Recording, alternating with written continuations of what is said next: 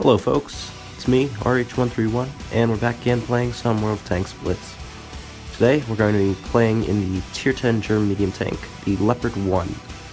Now the Leopard 1 is the second Tier 10 German medium added to the game, the first being the E50M, which has been in the game since the beginning.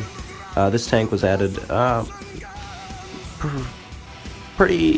coming out a pretty long time ago actually, now that I think about it.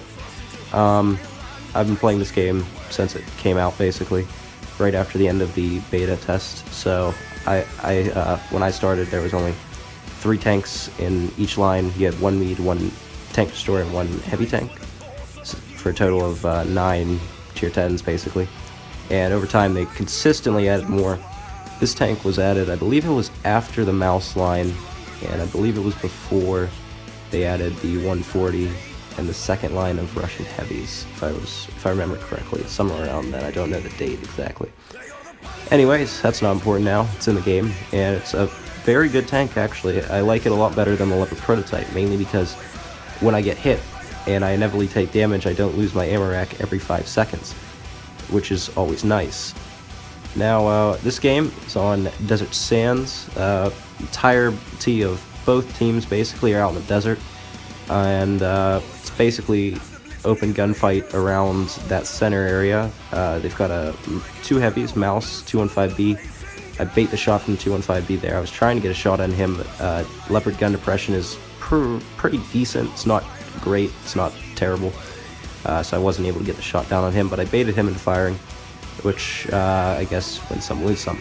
Now there's a low health Leopard prototype up here, so I'm going to casually drift by, kill him, and drive out. That's hallmark of Leopard mobility right there.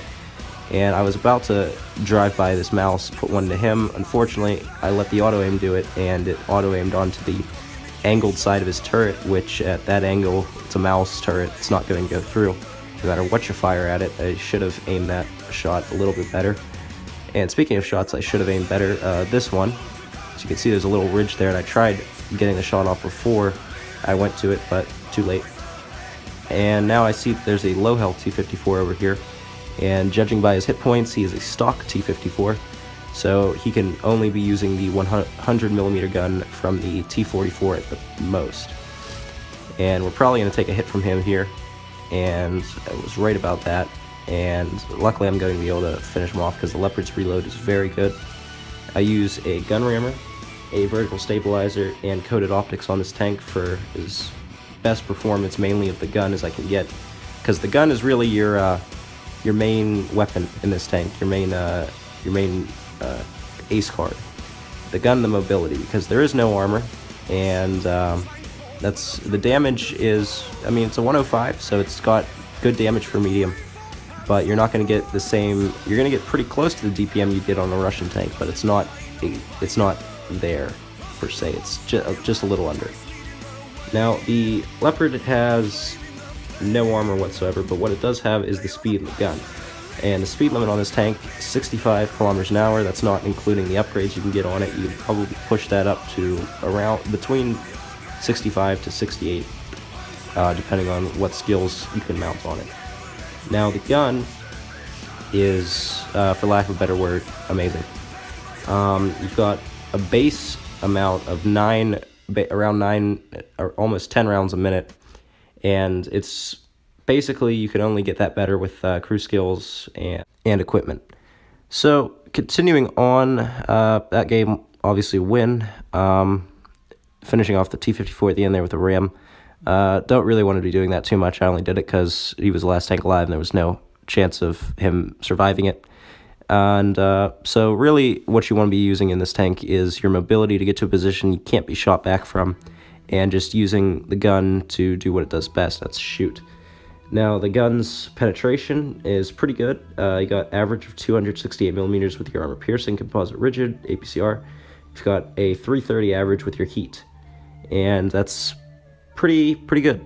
And you also have a 53mm with your high explosive, which will really, you want to use the high explosive if you can get the back of another Leopard or a Girl 15, Waffenträger, something lightly armored like that, or an American tanks, because American tanks have no rear armor whatsoever. And the high explosive is definitely something you want to try to take advantage of if you're fighting another Leopard. because the Leopard's armor layout is perfect for this because it only has 35mm to the side and 25 at the rear. So if you can get the side or rear of a Leopard that you're fighting in one-on-one engagement, and you can keep yours angled just slightly, you can penetrate him with high explosive, and he will not be able to penetrate you. And this will help you if you're ever in a 1v1 situation with another Leopard. Now the next game I have for you is also on Desert Sands. We're starting the game off a little bit differently from last time. Here both teams have converged on the town. Not sure why they're doing that per se for the other team, because they have 4 medium tanks, but it seems to be working for the first off, because my team in this game was absolutely terrible, which isn't a surprise considering the number of terrible people who play this game. Now we're getting some nice shots off here against the E50 and the M60. I said the word M60, so for those of you that are not familiar with the M60 conundrum, go look on the World of Tanks forums, Blitz forums, and you'll understand why the word M60 triggers about half the population of the game. So we're now outnumbered by about 2 to 1 by tanks, and it's only going to get worse from there. So I'm just continuing to farm as much damage as I can before this inevitable loss, because it's really inevitable at this point. Unfortunately, there's not too many more good shots underneath the railroad cars of these tanks, because they're on the other side of that building over there. Now it's down to 3 tanks on my team, and 2 of them are tank destroyers that have long reloads and no armor.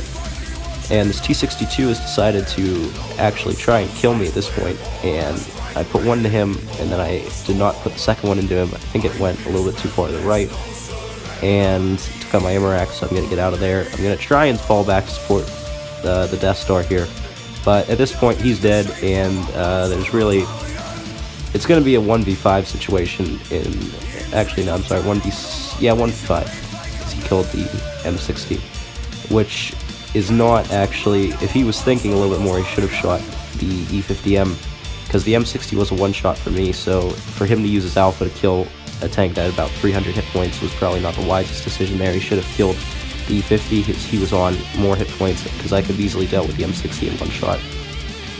But none of that matters now, because now it's a 1v5, and I'm being chased by a T-62. So we're going to put the Leopard's amazing mobility back to the work here, and try to run away from him.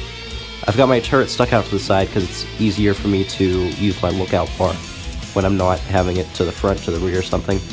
Plus, I figure this way, if he comes over one of the ridge lines, my turret's already facing the right direction. And he's slowly coming back. He stops there, and that's when I make the decision to kill him, because he's rushed out very much ahead of the rest of his team. The E50 doesn't have a good camera rating, so if he was coming with him, I would have spotted him. We're lucky we get a tracking shot there, so we don't take a first hit. We could have taken 2 hits here, but we're only going to take 1. And that's going to be somewhat helpful. So we're now narrowed it down to 1v4, and then the M103 catches up and puts my loader out of action. And that tank is a very fast heavy, so we're basically screwed at this point. The one downside to being out in the desert on this map is, one, the map is not too big. It's very small. That's one of the downsides, and I'll get to that a little bit later. One of the downsides of the Leopards being on Blitz is the small maps. And there's really not a lot of cover here, so at this point I was just going to try and get some extra damage in. But I figured, hey, he missed, so why not? We'll keep this running game going for a little bit while longer. Attempt to track him as he comes over the hill there. As you can see, though, even as we're running around like this in the Leopard, the vertical stabilizers compiled with the tracks on this tank make it a very, very accurate tank for firing on the move. As you can see, like, if you look at the reticle, besides me moving the turret around, it's very flat. It doesn't bounce up and down a lot. And that's really one of the nice things about mainly German vehicles. It's a little bit true on some of the other nations, but it's mainly the Germans that get this track system, that it's just a very accurate platform for firing on the move. Now the M103 is coming in again, so I'm going to attempt to track him, and we actually get a turret shot that knocks out his turret. And he doesn't repair it immediately, so he doesn't have a repair kit available to him, so I go in, and at this point I see the T-30 coming off in the distance, so at this point it's just a damage for him. Had the second shot that I put into him that only took off his track, had that done damage, we might have been able to put another shot into the T-30 and killed this guy. But as it stands now, the 230 is coming over, so there's really nothing left to do. I just wanted some last-minute damage before that game inevitably lost. Now, the Leopard's mobility is good on PC and console because the maps are huge and you can get around them very quickly. The downside to them here is that the maps aren't as big. And as you see there, it's a 4,000 damage loss because my team was absolutely terrible. 2 0 damages, and I think 3 that had less than 1,000 because, hey, why learn to play the game by the time you reach tier 10? Now, we're going to have one more replay here. It's going to be on Himmilsdorf, and this one's going to be slightly better. Well, better as in we win, slightly less damage, but a good game nonetheless. Now, combining with the small maps, you can't use the Leopard's mobility to relocate, outspot your enemies very well. You could do it on certain maps, Canyon, Vineyards, some of the really big maps, but maps like Desert Sands, it's too small and it's too condensed. The town area can't use your view range because there's buildings, and then the desert, it's just not big enough. So that's really one of the main downsides to having a Leopard in this on Blitz as compared to other platforms. Another downside of the Leopard is the fact that you really can't openly brawl any other tier 10 in a one-on-one engagement, just because you have no armor. And I mean, your 105 has a really good rate of fire, but that's not important when you could theoretically bounce off your enemy unless it's another Leopard, and they can't bounce off of you. And sure, you'll get a few times where you'll get a lucky bounce off of your tank, but it really doesn't happen that often. As you can see here, I got spotted after I put that round into the Leopard, and there's anyone turning his turret, so we're getting out of here. And at this point, it's a city map. Himmilsdorf is not a good map for the Leopard, so I'm going to try to make the best of it here.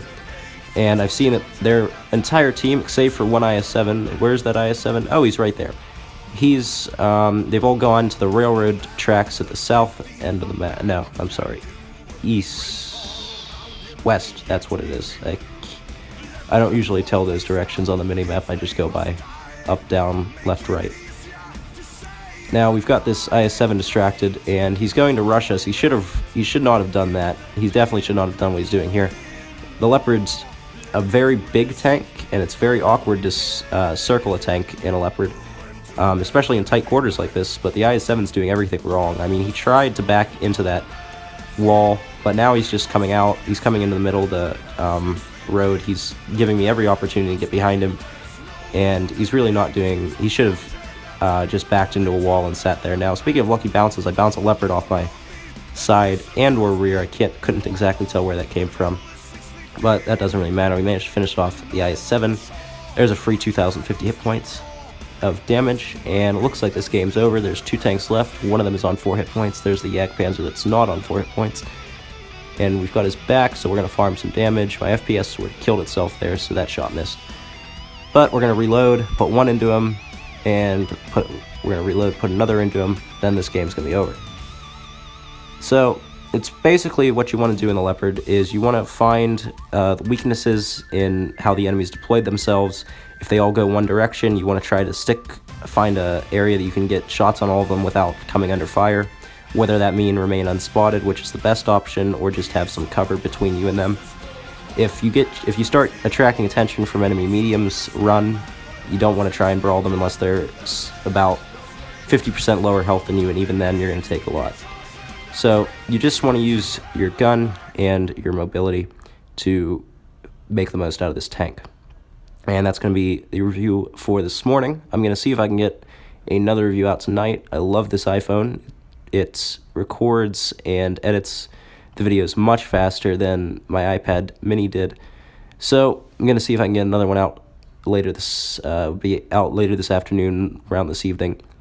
That'll be all for right now, and I'll see you guys next time.